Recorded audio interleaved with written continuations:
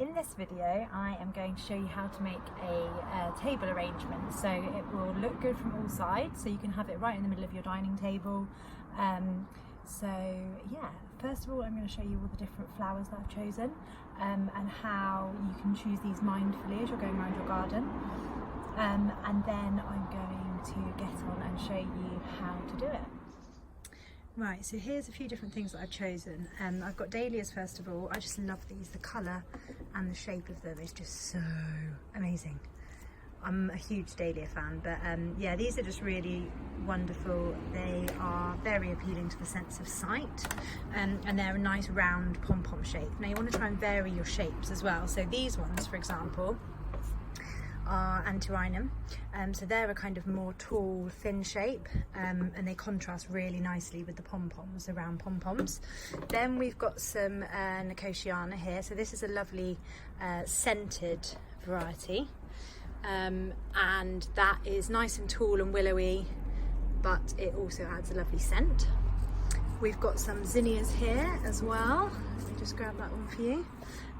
So again, these are a kind of a nice round-headed flower, a bit flatter than the dahlias, and they're in quite a refreshing white, so that contrasts really nicely against the bright, just to freshen it up a bit.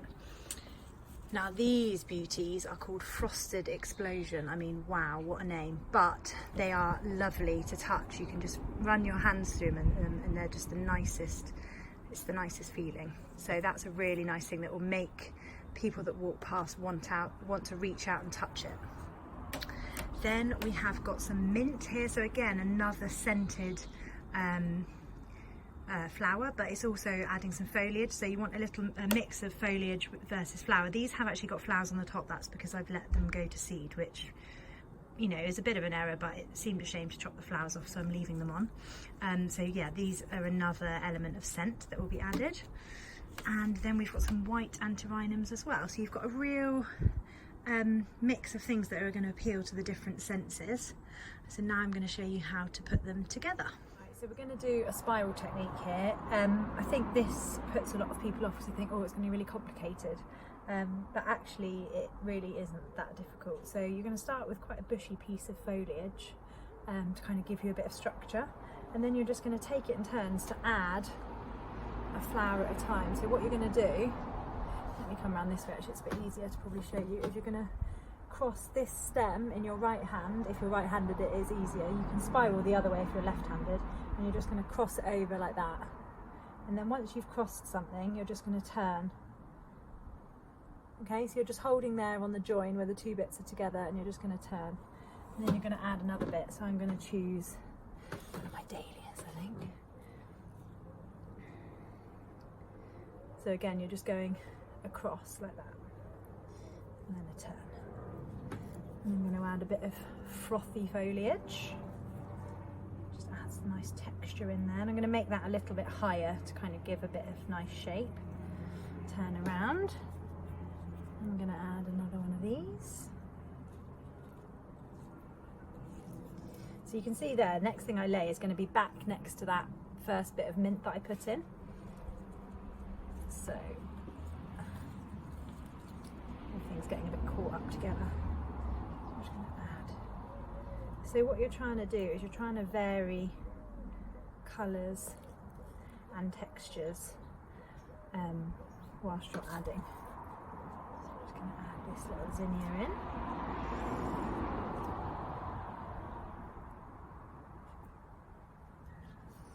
Twist again. And I'm going to add another one of these antirrhinums. So you really want to try and work with the shape of the flowers as well. So that one there is just going to sit nicely if it kind of tucks in and then goes out like that. Another bit of mint. These have got a lovely shape to them. They're going to add a nice bit of wild and free to the bouquet. I'm going to add another dahlia in now. Go for a bit of a bigger one. There we go. Like that. So all the while you're just spiralling and crossing, spiralling and crossing. Sometimes, I'll be honest, I forget to spiral and then I'm like, ooh, I've got a lot bunched up on one side, but that is not a problem. I will show you how to remedy that later on. So whilst you're holding it quite tight at the join here, you're really only going to be doing that until you're ready to tie it off, and then you're going to loosen everything off a little bit to allow yourself a bit more wiggle room. So I'm just going to add that. I'm going to put that in actually. I'm going to add a white to iron them in. Another zinnia. So you can see I'm just kind of alternating the shapes I put in as well as the types of things. So right, so that's it, everything's in now. Now a few little tips while you are adding things. If you add something in, like this piece of mint here, when I first put it in, it was kind of all flopping around like that, which doesn't look quite so nice. So all you just need to do is just twizzle it and kind of tuck it in to sit where you want it. So don't be afraid to kind of play around with it and get what you want. Another thing is, you can see the join here where my hands are. You don't want any leaves really there, because you want all the stems to sit tightly against one another. So you can just pull them off as you go. As you add stems, you can pull them off. If you've watched my cutting and conditioning video, you'll see about removing most of the lower stems anyway. So you've got a nice clean thing there. So I actually cut this earlier. All you're gonna have there is a piece of twine, just normal garden twine, and you're gonna take that under finger and you're gonna loop it under there so it's tight, you've got hold of it then, and then you're literally just gonna wrap it round. So then you've got the bouquet tight, so then you're not worried about putting it down. Okay, so what you're going to do then is you're going to look at your bouquet. So this is quite nice actually, because I can look in here and I can see that these two are kind of quite close together. So there's nothing particularly wrong with that, but I'm just going to try and distribute them so they're a little bit more evenly distributed, and just make sure that all the flowers have got their own space, so they've all kind of got their chance to shine. Now because you've got this string, I haven't tied it on yet, it's just really loose, but it just makes you feel a bit more secure that it's not all going to fall apart. And you're just going to have a play around. You want a bit of movement at the edge because that means that it looks a bit nice and wild and free. And you can see as well that these dahlias are at slightly different heights, so this one's slightly higher than that one. You've got your zinnias nestled in there, and your antirrhinums. So yeah, just move things around. Don't be scared to move them around, and make sure they've all got a space there. Like that one, for example, can come in there. And you can get hold of the stems and you can twizzle them to move them to a place where you're happy. Okay, all the while you've still got your hand tight round here. Right, so I'm happy with that now. So all I'm going to do is lay my flowers down like that. I'll turn to the side so you can see. And I've got my piece of string, it's crossed at the back there. And I'm going to just tie it in a knot.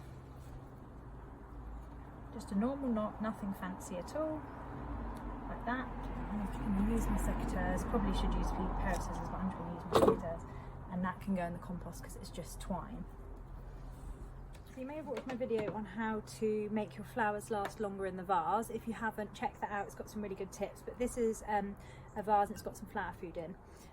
What you're going to do is you're going to take your flowers and you're going to kind of stand them up against the side there. So you can see that a few of these stems are going to be a little bit too long, because ideally you want the kind of start of the flowers to be level with that. So all you're going to do is just chop a little bit off the bottom. Always remembering to cut at 45-degree angle. That just means that the water can easily get up the stem whilst they're in the vase. Because if they don't have water, funnily enough, the flowers die. So let's try. There you go. Oh, there's a bit of a flower fall off there. And then you can just kind of rearrange everything till it looks nice and lovely. Now the thing that the spiral technique allows you to do is that it allows you to look at this from every angle, and it looks lovely from every angle because you've added different flowers in turn, and it allows you to get a really lovely all-round view. So I hope that was easy to follow. Let me know if you have a go. I'd love to see how you get on. Share your pictures on social media, on Instagram and Facebook, and tag me in. I'm at Adventures with Flowers, or you can use the hashtag Adventures with Flowers as well. And yeah, just have fun. Just see what you've got in your garden or on a foraging walk, and put it in a vase, give it a try. You'll never know until you try. And hopefully afterwards you will have a lovely, mindful, relaxing bouquet to go in the middle of your table.